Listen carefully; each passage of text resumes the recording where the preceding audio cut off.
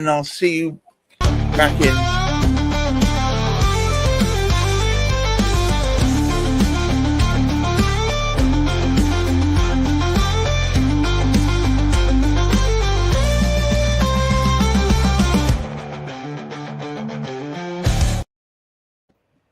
Beautiful. Oh, yeah. IPSA kind of magic. The one place you want to go if you want to know all about regulated searches that are using locally sourced knowledge. But today we're talking to various members of IPSA, that's the Independent Personal Search Agents.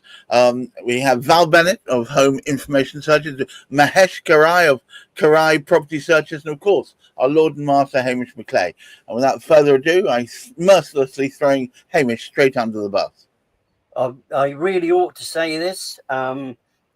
First of all, IPSA, because I know some of us like to hear IPSA. Well, right. IPSA then. IPSA. Yeah.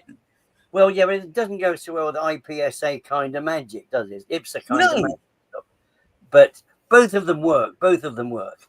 So we need to use them both and consider using them both, I think. But what we're very fortunate with both Val and with Mahesh, they have been working much, much longer in this sphere than I have. And they were working before. I'm not too sure what they actually called them before. They were called personal searches. I guess they were. I guess that actually title sort of first came up. But I thought it would be a good idea to bring together to see why it is that they're regulated now, which is great. We spoke about them being regulated. So that puts us in a position to be able to sort of say, right, we're having somebody investigating to make sure that we're maintaining standards. And we spoke about that last week with Heather. Put everybody in their place so if they needed to know about that. So we certainly work with regulated searches. We work with the Property Codes Compliance Board as our regulator. However, that doesn't just speak about the quality of searches, the PCCB. It does mean we are regulated. Within IPSA, we do take it a step further. But it might be interesting going back to see what went back early on. I don't know quite how far your recollections go back, Val, to sort of see, was there anything regulated at all about it? Val, would you talk to us a bit about the big bad old days before regulation came along? Absolutely, yeah. I mean, there was no regulation. Well, there was only the regulation of it was a bit of a free for all. You went into different departments, you tried to get what you could. If they said we couldn't have it, we had no kind of leverage to enforce that we got the information. We had to kind of guess what we could or bribe people where we could, or in different councils, maybe some you could get environmental health answers, others you couldn't get, departments. And I remember, obviously, my dad back in the early 80s, and he devised his own form because he didn't want because what we did, or what he did, was personal searches. We had to make that look very different from what the council presented as as an official search. So he just came up with his own kind of template that he filled in all the answers to, which didn't bear much of a resemblance to the official searches. But it was kind of just, we muddled through. The land charges officers definitely didn't like us because to them we were taking work from them and taking money from them. So they weren't particularly happy, but they put up with us. And yeah, I mean, back in those days, I don't know if you remember, Mahesh, I mean, we used to pay £1.20 for the land charges information back in the very early days. And then once the government and the Lord Justice, whoever, realised that, we're paying money, they then increased it to £6. Then it got increased to £11. Then it went to £22. So they suddenly thought, hang on a minute, they can all make some more money out of this. So no, there was no regulations then, and we just all got on with it. So I suppose it's welcome to capitalism. Mahesh, do you remember those heady early days before the boot of the man came down to make sure that you were paying more money and also were doing it under a regulated fashion? I do, to be fair. I mean, sort of, as I said before, I had both sides of the coin. I worked with the local authority and local land charges, so I was taking money off the personal search agents, basically for them to do their searches and whatever else. And then, obviously, from the other point of view, from doing the personal searches myself, obviously, I was going out to the councils and doing exactly the same. I think the only thing that, obviously, we could say with the personal searches when you were paying for the land charges part of things, at least you knew you were getting the correct information, and it wasn't sort of just everything on the whole site, for example, or even everything on a multiple addresses. You'd get the correct information. So they would limit the amount of information you get. These days, if you do a local land charges search in most authorities, they'll give you reams of paper of information, which you've then got to go through yourself. And if you haven't got the experience to do it, you're effectively going to be on a stumbling block. So yes, there have been major changes since you've been regulated. As Val said, we can get a lot more information. Yes, we have to pay for certain bits of it, but the information is all there compared to what it used to be. Now, we've talked about this before with Hamish and other people, but now it seems to be you can get a whole ton of information, not all of which is relevant. Yeah, I think it's sort of I think with the way data is going these days, a lot of people want more information than they can sort of that's really required in a local search. It could be that the main authorities, the Law Society, and the people who are in charge of the property market need to look at the questions that are in the form. Some are relevant, some are not. So maybe they need to make another change. I mean, it's been, I think it was 2006 when 2016 when the last form came out. Maybe in another 10 years, or by the time they get around to it, they will have picked up some more new questions and new answers, and hopefully we can get the property market a lot more to what people actually want to see from there. Val, regulation, has that tightened everything up? Has it made it more that that people can trust the contents of these searches? To a degree, yes, because I mean, obviously, as agents, back in the day, we didn't have to take tests. We didn't have to prove that we could do a search. I mean, I remember certain people who would apply to councils just for LLCs, so they didn't have to go and do searches. They would find sort of, little back ways of getting information. You didn't always know where it had come from. Whereas now we have to declare where we get the information from, whether it's from computers, whether it's verbal information, whether it's written down information. So we have to be very clear and very transparent about where and how we get everything from every council. So people that do purchase our searches do have that that ability to be able to trust what we're doing and that we have got the correct information for them. That sort of developed over the years, and it's only by us all being members of IPSA, IPSA, whatever you want to call it, which has sort of fought for the rights of everybody. It's fought for our rights to be able to do a job and to provide a service that the public needs. And also, it's also fought in the battle of protecting the public from rogue agents, of which we did have quite a lot back in the day, particularly in the early days of the home information packs, when any number of cowboys joined on the bandwagon thinking they could all do searches. They might not. I mean, we all have to have £2 million minimum insurance. We all have to be a member of, we have to be regulated by PCCB, registered with COPSO, etc. So we have a lot of hoops to jump through, in my opinion. And yet I might not like it all the time, as probably most of us agents don't always like everything, but it is only a fair way to be these days, and we have to be able to show that transparency.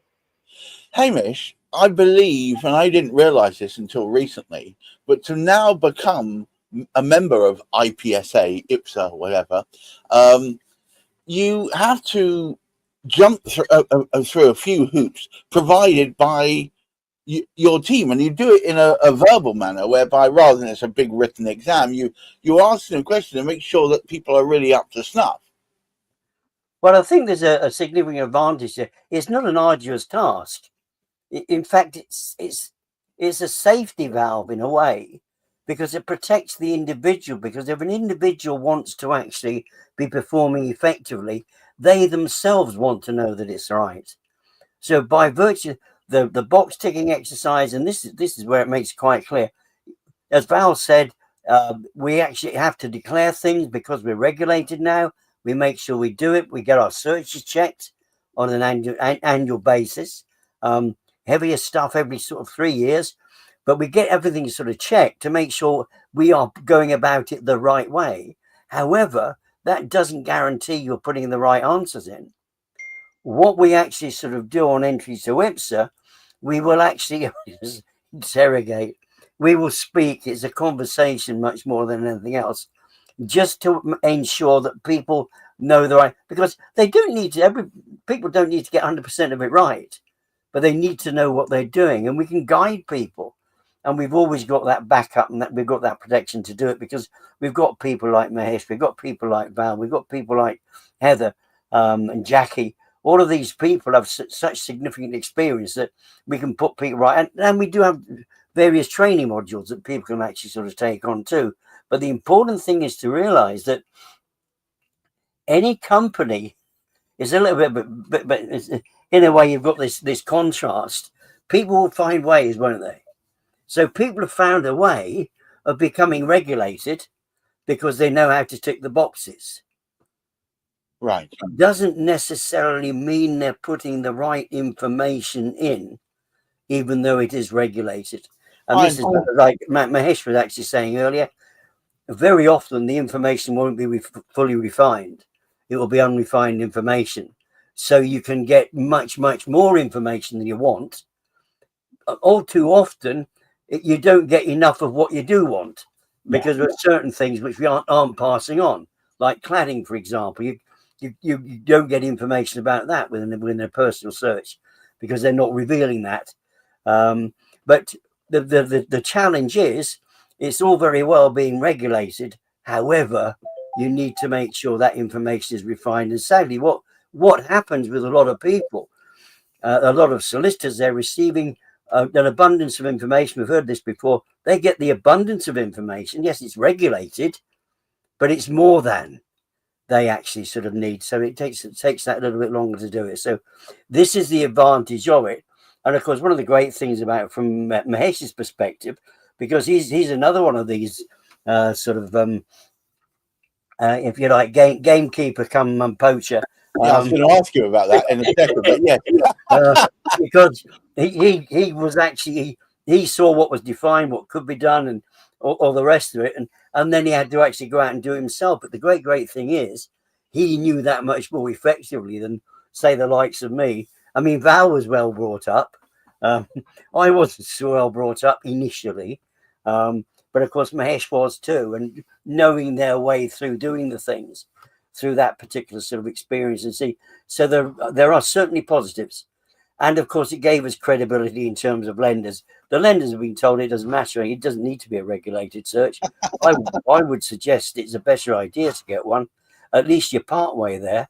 But if you get one from a member of IPSA, we can actually certainly guarantee that the quality will be that little bit higher because you've gone through that extra hoop. Mahesh, given that you've come through, you've been the gatekeeper turned poacher, as it were. Is it the big thing about IPSA members? I think is not just the length and breadth of their experience, although that's important. I won't discount it. What seems to be most of all is about the personal relationships they've built with the organizations from which they get their data. Would you say that's an important part of the process that you run? Yeah. I think most definitely, yes. I think sort of if you've got a good relationship with the local authorities that you're working with, there's always a benefit. I remember when I first got out into the industry and I was on the road, for example, you'd go to many a local land charges department or a planning office, and you'd get queries. And a lot of the councils, if they weren't sure of you, and I've heard stories where other agents have been to councils and they've had short shrift from the planning department and whatever else, Right. say go away because we're not answering your queries because you're not doing it in the right manner.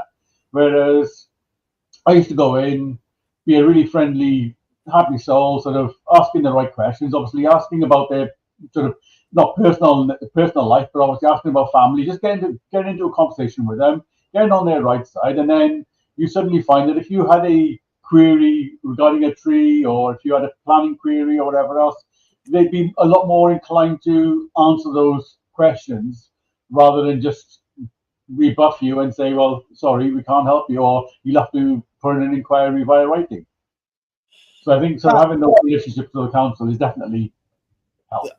Val, does that go along with your experience that the relationship you build has meant that having now gotten the regulation, you can actually gain the information more easily and also drill down so that the buyers and the sellers actually have the information they need rather than just this huge glut? Oh, absolutely. You've got to treat people in the councils how you wish to be treated. And if you're respectful to them, they'll be respectful to you. Everybody can have a bad day, but on the whole, we've built up the relationships with people, 20, 30 years or whatever. And that's a long time to know people, and you become more than just, an agent asking a question. And I think the other thing is, with our IPSA regulated searches, something happened this morning which was bizarre considering this topic.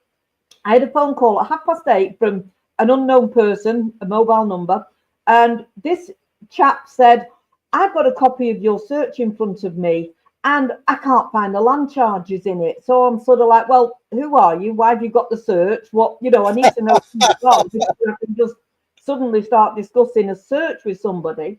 So then he explained that he was that this particular property was going up for auction at 9 o'clock this morning, and within the pack was obviously my search where he got my details from and my phone number, and he phoned me up to ask some questions about the search because he couldn't find what he was looking for within the search. And I was able to go, okay, well, this sounds like as genuine as it's going to be.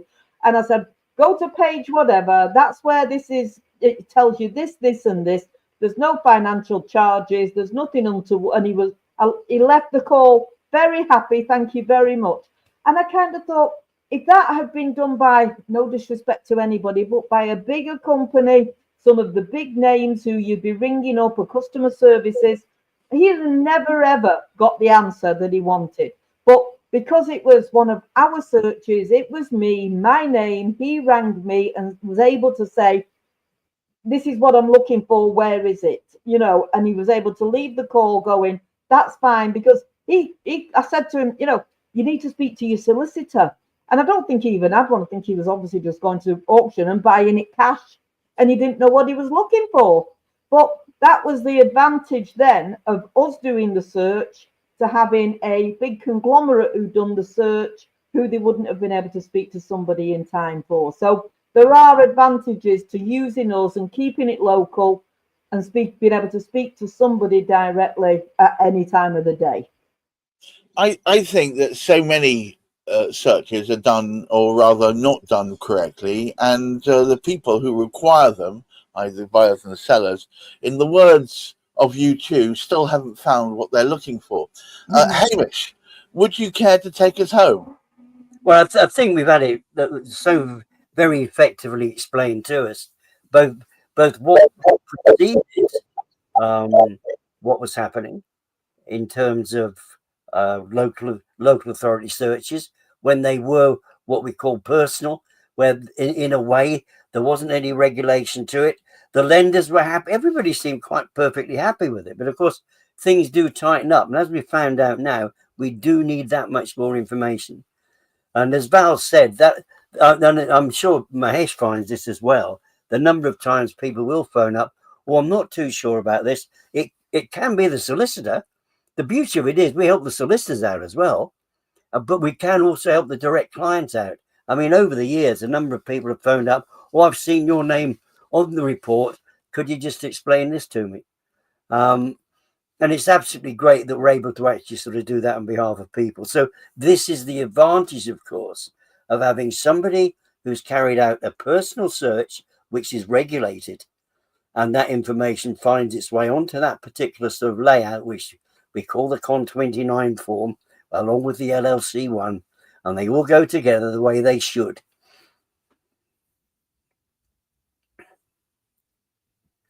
We've lost your sound, Gareth.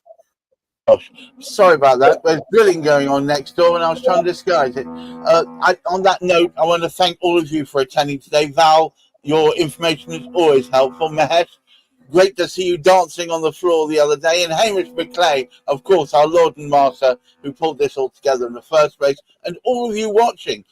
If you're not a member of IPSA and you are a search agent, or you are a solicitor who is looking for independent search agents that are absolutely on the nail, will get it right and actually understand what they're looking for, because they're long-built relationships with land charges, etc., then the IPSA, independent personal search agents, is probably the way to go. Please do contact Hamish or Heather, and they'll put you straight.